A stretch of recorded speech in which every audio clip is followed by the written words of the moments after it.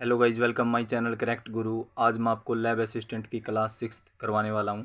Already हम 5 classes discuss कर चुके हैं। ये लैब असिस्टेंट एग्ज़ाम के साथ साथ अदर एग्ज़ाम के लिए भी हेल्पफुल क्लासेस है। वो ये साइंस के मोस्ट इंपॉर्टेंट क्वेश्चंस का पार्ट चल रहा है। पहला क्वेश्चंस देखते हैं। श्वेत रुधिर कणिकाओं की रक्त संख्या कितनी होती है? जो WBC होती है उनकी रुधिर कणिकाओं की संख्या कितनी होती है? आपको इसका राइट आंसर बताना है। श्वेत रुधिर कणिकाओं की रक्त में संख्या कितनी होती है? इसका राइट आंसर आएगा 6000 से 8000 प्रति घन मीटर। और इसका करेक्ट मतलब जैसे एग्जैक्ट वैल्यू की बात करें तो 7575 होगी प्रति घन मीटर। तो इसका राइट आंसर आपको पता चल गया। जो WBC होती है, श्वेत रक्त कोशिकाएं होती है ब्लड के अंदर, उनका काम होता है रोगों से लड़ने में शक्ति प्रदान करती है हमें, इम्यून सिस्टम, रोग प्रतिरोध क्षमता को मजबूत बनाती है। WBC आपको पता है। वाइट ब्लड सेल की बात की जा रही है और ये कितनी होती है? 6000 से 8000 प्रति घन मीटर के बीच में इनका अनुपात होता है। तो आपको समझ में आ गया होगा WBC की रक्त में संख्या कितनी होती है? 6000 से 8000 होती है। इसका राइट आंसर क्या आएगा? C option is correct answer. Next question देखिए। श्वेत रुधिर कणिकाएं किसे कहते हैं? श्वेत रुधिर कणिकाएं किसे कहते हैं? किसे कहते हैं आपको इसका राइट आंसर बताना है। कोलेजन को कहते हैं? नहीं, गलत है। लम्बरिक्स को कहते हैं या फेरेटिमा को कहते हैं? ये भी गलत है। ल्यूकोसाइट कहते हैं। किसको कहते हैं? WBC को क्या कहते हैं? ल्यूकोसाइट कहते हैं। WBC को क्या कहते हैं? ल्यूकोसाइट इसका नाम होता है। श्वेत रुधिर कणिकाएं मतलब WBC वाइट ब्लड सेल को क्या कहते हैं? ल्यूकोसाइट कहते हैं। B option is correct answer. आपको ये क्वेश्चन समझ में आ गया होगा। WBC किसे कहते हैं? श्वेत रुधिर कणिकाएं किसे कहते हैं? ल्यूकोसाइट को कहते हैं। इसका राइट आंसर आपको समझ में आ गया होगा। नेक्स्ट क्वेश्चन देखिए।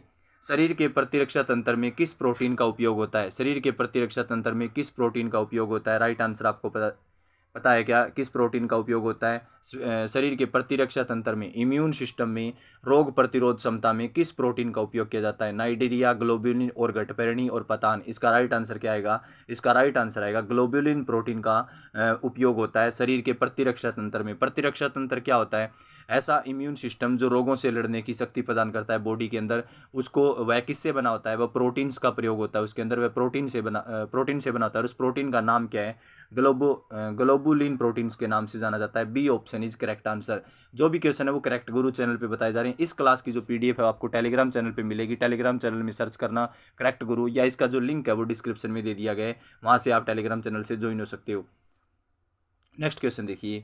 कौन सा गैसीय PGR अनानास को फूलने तथा फल समकालिकता में सहायता करता है? कौन सा गैसीय PGR अनानास को, अनानास जानते हो एक प्रकार का फ्रूट्स होता है, पाइनएप्पल बोलते हैं जिसको, अनानास को फूलने और फल में, जो फल और फूल आते हैं अनानास के अंदर, उनमें सहायता कौन सा गैस करता है? उस गैस का नाम क्या है? उस गैस का नाम है एथिलीन गैस। एथिलीन गैस ऐसी गैस होती है जो फलों को पकाने में मदद करती है। आपको कई बार एग्जाम में पूछा भी गया है कि फलों को पकाने वाली गैस कौन सी है, कृत्रिम गैस कौन सी है। नेचुरल गैस नहीं होती। नेचुरल तो आपको पता है, नेचुरल प्राकृतिक रूप से फल पकते हैं, लेकिन कृत्रिम रूप से फल पकाए जाते हैं वो एथिलीन गैस से पकाए जाते हैं। तो इसका राइट आंसर क्या आएगा? एथिलीन गैस ऐसी गैस है जो अनानास के अंदर फूलने मतलब फूलने, उसको फल बनाने और फूल बनाने दोनों में काम आती है अनानास के अंदर, उसको कहते हैं एथिलीन गैस। आपको सी ऑप्शन इसका राइट आंसर आएगा। C option is correct answer. Next question देखिए। बिना थक्का या स्कंदन कारकों के प्लाज्मा को क्या कहते हैं? बिना थक्का या स्कंदन, जिसका मतलब कोई प्रकार के प्लेटलेट्स नहीं होते, उन कारकों को, प्लाज्मा को क्या कहते हैं? उस प्लाज्मा के अंदर उन कारकों को क्या कहते हैं? सीरम के नाम से जाना जाता है। आपको पता होना चाहिए प्लाज्मा क्या होता है। प्लाज्मा क्या होता है? रक्त का तरल भाग होता है। रक्त का तरल भाग, रक्त का लिक्विड पार्ट क्या कहलाता है? प्लाज्मा कहलाता है। रक्त का तरल भाग क्या कहलाता है? प्लाज्मा कहलाता है। और प्लाज्मा के अंदर जो थक्का नहीं बनाते, जो पदार्थ थक्का नहीं बनाते, जैसे आपको पता है प्लेटलेट्स के कारण रक्त का थक्का बनता है, विटामिन K के कारण रक्त का थक्का बनता है, और फाइब्रिनोजेन प्रोटीन के कारण रक्त का थक्का बनता है। आपको मैंने 3 क्वेश्चंस अलग अलग तरीके से प्रीवियस पार्ट में करवाए थे। अब मैं आपको यही बताने की कोशिश कर रहा हूँ कि जो रक्त का थक्का न बनाने वाले कारक है, बिना थक्का कारकों के प्लाज्मा को क्या कहते हैं? उनका नाम होता है सीरम कहते हैं। ब्लड के अंदर उनको क्या कहते हैं? सीरम होते हैं जो रक्त का थक्का नहीं बनाते। आपको समझ में आ गया? Serum. C option is correct answer. 3 option है ये ऐसे ही हैं।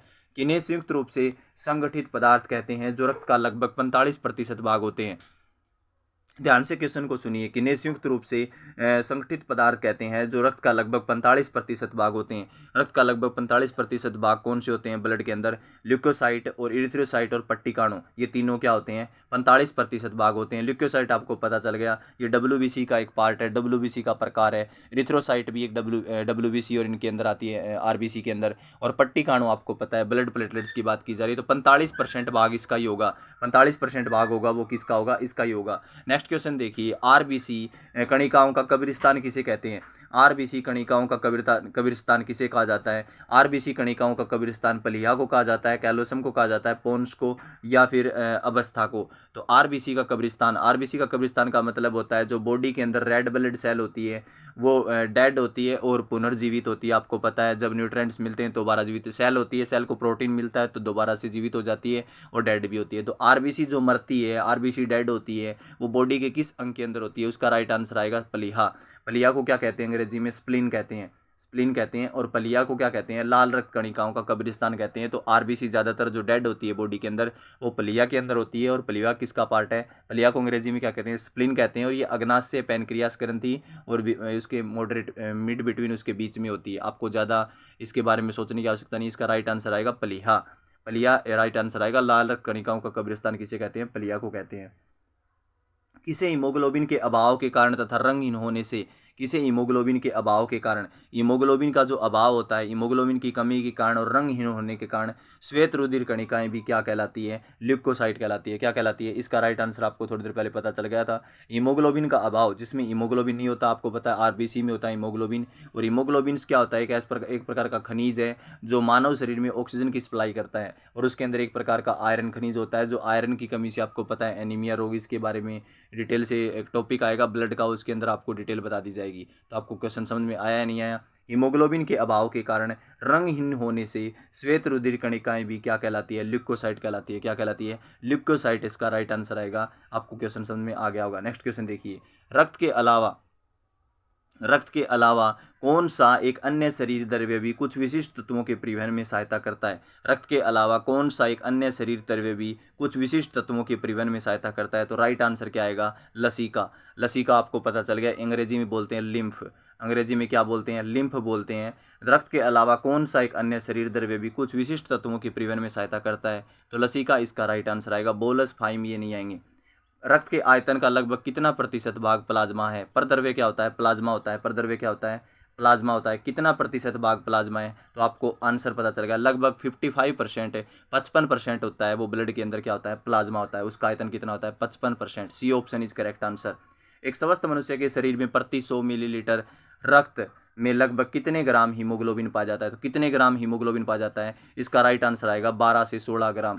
12 से 16 ग्राम होता है एक स्वस्थ मनुष्य के शरीर में प्रति 100 मिलीलीटर रक्त में। प्रति 100 मिलीलीटर रक्त में लगभग 12 से 12 से 16 ग्राम क्या होता है? हीमोग्लोबिन पाया जाता है। आपको क्वेश्चन समझ में आ गया होगा। और ये जो क्वेश्चन है वो करेक्ट गुरु चैनल पे बताए जा रहे हैं। क्लासेज अगर आपको अच्छी लग रही हो तो चैनल को सब्सक्राइब करें। Correct Guru press the subscribe button for new updates. फिर मिलते हैं एक नई अपडेट्स के साथ, नई क्लासेज के साथ। Thank you.